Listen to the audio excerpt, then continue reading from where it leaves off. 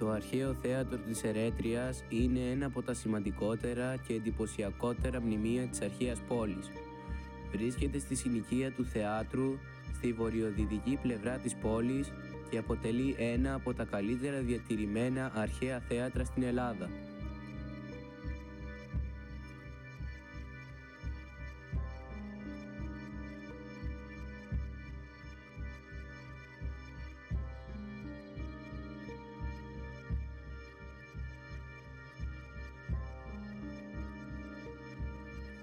Η κατασκευή του θεάτρου ξεκίνησε τον 5ο αιώνα π.Χ., αλλά η μορφή που βλέπουμε σήμερα είναι αποτέλεσμα μετατροπών που έγιναν τον 4ο αιώνα π.Χ. κατά την περίοδο ακμής της πόλης. Το θέατρο χρησιμοποιήθηκε για θεατρικές παραστάσεις, μουσικούς αγώνες και άλλες δημόσιες εκδηλώσεις.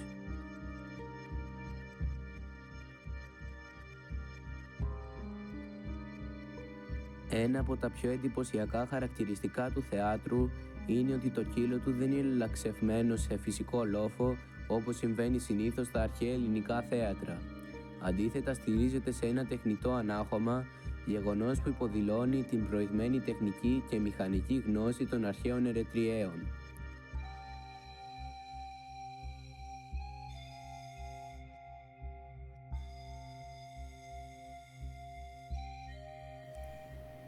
Οι επιφανέστεροι πολίτες κάθονταν στην προεδρία, μια θέση με τιμητική σημασία.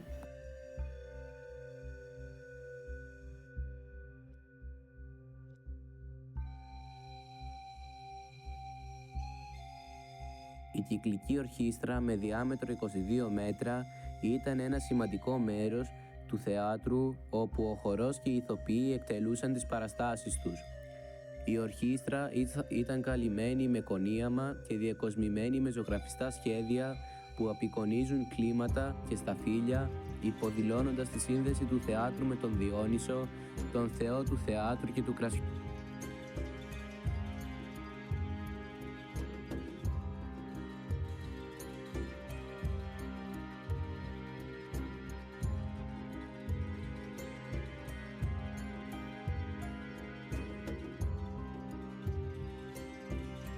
Η σκηνή του θεάτρου με την ιονική της πρόσωψη αποτελούσε το σκηνικό για τις παραστάσεις. Το υπόγειο θολωτό πέρασμα που συνέδεε τη σκηνή με την ορχήστρα ήταν ένα μοναδικό χαρακτηριστικό που επέτρεπε την εντυπωσιακή είσοδο των ηθοποιών και τη δημιουργία θεατρικών εφέ.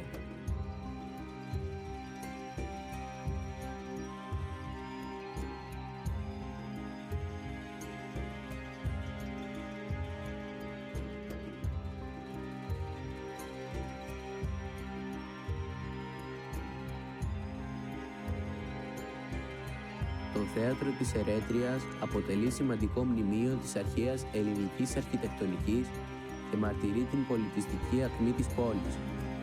Η ιστορία του θεάτρου με τις διάφορες οικοδομικές φάσεις μας δίνει πληροφορίες για την εξέλιξη της πόλης και τις αλλαγές που συνέβησαν κατά τη διάρκεια των αιώνων.